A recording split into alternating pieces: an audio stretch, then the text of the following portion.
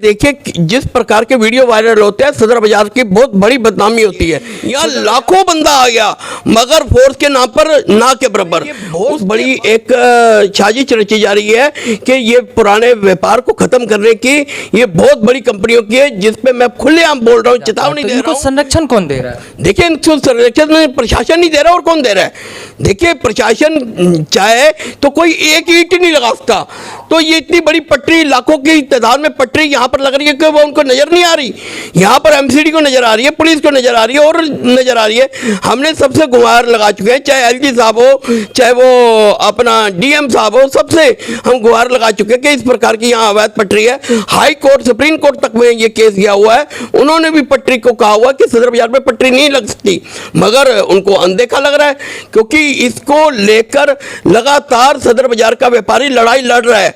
मगर प्रशासन हर साल हर बारी में ये त्योहारों के आते हैं इतनी अवैध पटरी लगा देता है जिससे हमारा लाखों करोड़ों रुपए का नुकसान होता है, व्यापार ठप हो जाता है क्योंकि बाहर पटरी लग जाती है, अंदर व्यापारी खाली बैठा होता है, अंदर व्यापारी घुस ही नहीं पाता और इसके कारण जो हमारा माल ट्रांसपोर्टों पे जाना होता है कई कई घंटे जाम में फंसे रहते हैं जो लेबर के लोग हैं और वो माल जा ही नहीं पाता और जब पहुंचता है तो ट्रांसपोर्टर कहता है मेरे पास जगह ही नहीं है, अब सुबह हो गई अगले दिन लाओ। तो जब हमारा माल त्योहारों पे नहीं पहुंच पाएगा लोगों के पास, बाहर के लोगों के पास, तो हम क्या व्यापार करेंगे?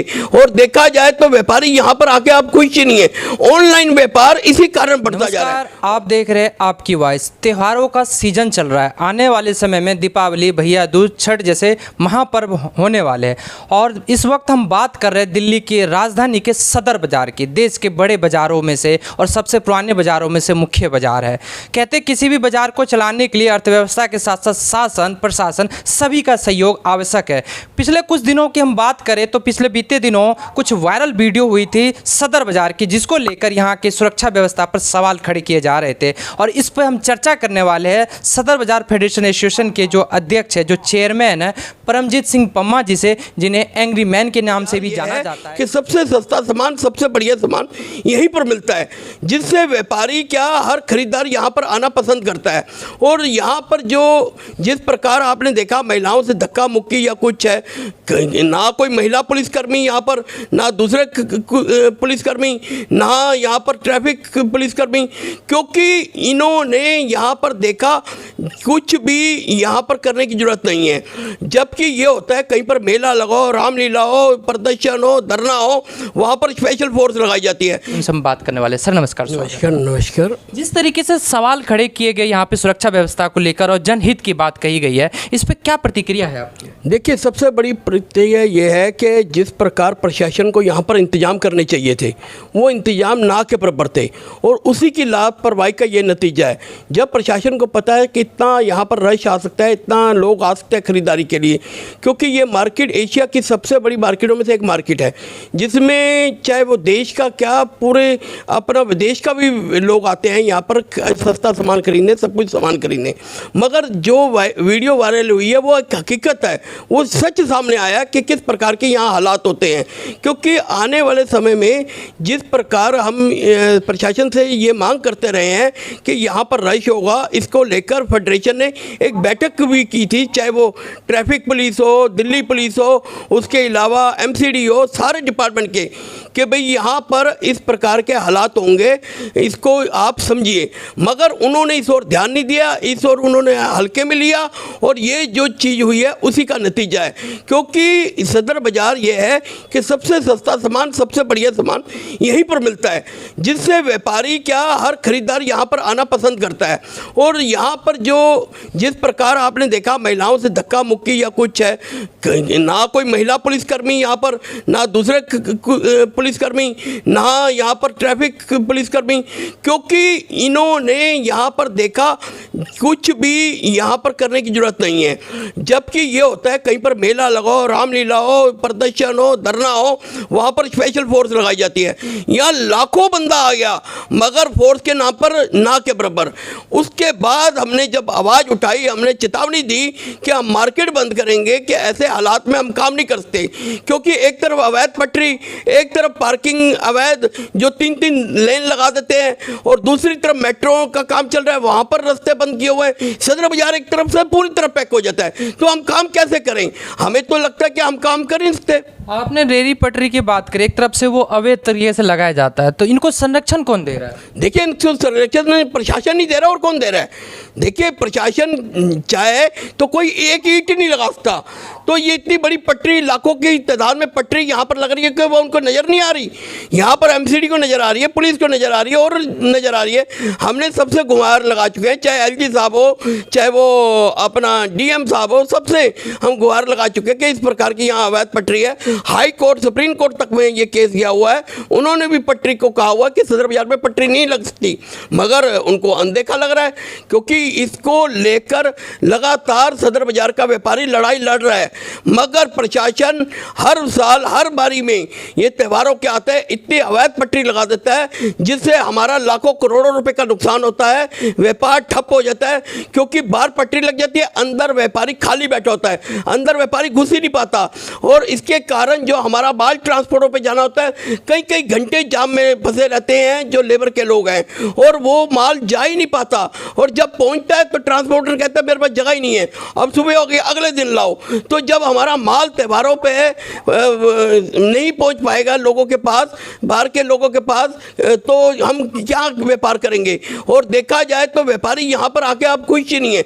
ऑनलाइन व्यापार इसी कारण बढ़ता जा रहा है। ऑनलाइन व्यापारी को ये जो फायदा हो चुका है, लोगों को जो सुविधा मिल गई है घर बैठे सामान मिलने की, वो हमारे व्यापार को ठेस पहुंचा रहा है। ये लगता है ये ऑनलाइन व्यापारियों की जो मतलब कि एक तरह से गेम है कि हमारे व्यापार को खत्म करने की। आपके कहने के अनुसार जो है, चाहे हम शासन प्रशासन की बात करें या सरकार की, उनकी मिली भगत है कि वो जानबूझकर इस पुराने मार्केट को, एशिया सबसे बड़े मार्केट की जिसकी हम बात कर रहे हैं, उसको एक बर्बाद करने का बिल्कुल बिल्कुल बिल्कुल बर्बाद करने की ये पूरी साजिश रची जा रही है।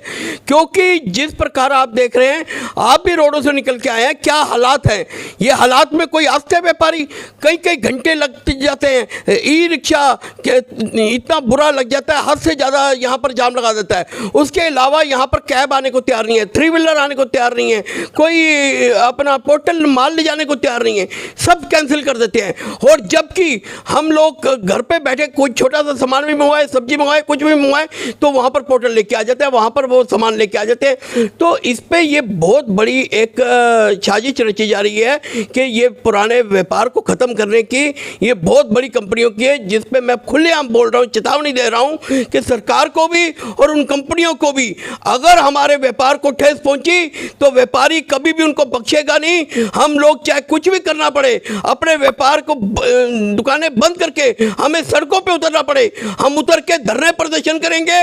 और जो ऑनलाइन व्यापारों में ठगी हो रही है, लोगों के साथ धोखाधड़ी हो रही है, लोगों टैक्स की चोरी हो रही है, उसका खुलासा करेंगे। रमजीत जी, हम बात कर रहे थे यहाँ के भीड़ भाड़ की बात कर रहे थे, आपने रेरी पटरी की बात की, आप एक चेयरमैन के पद पे बैठे, वो रेरी पटरी वाले भी आपके समाज के लोग हैं, तो उनकी भी रोजगार व्यवस्था बनी रहनी चाहिए। देखिए, मैं रेडी पटरी के खिलाफ नहीं हूं, मैं ये नहीं कहता रेडी पटरी पर प्रशासन को चाहिए कि ऐसी सुविधा बनाए उनको भी दिक्कत ना हो, ना हमें भी दिक्कत ना हो। उनके लिए कोई जगह कारपोरेशन, डीडीए कोई भी देखे कि भी कहाँ जगह बन सकती है, या कहीं पर बाहर के देशों में होता है नाइट मार्केट होती है या दूसरी मार्केट होती है, भाई जिस प्रकार लगाई जाती है पटरी मार्केट, तो उस प्रकार क्या करे, या एक लाइन की पटरी हो, यहाँ 3-3, 4-4 लाइन की रोडों के बीच में पटरी, वो कहाँ तक बर्दाश्त होगी?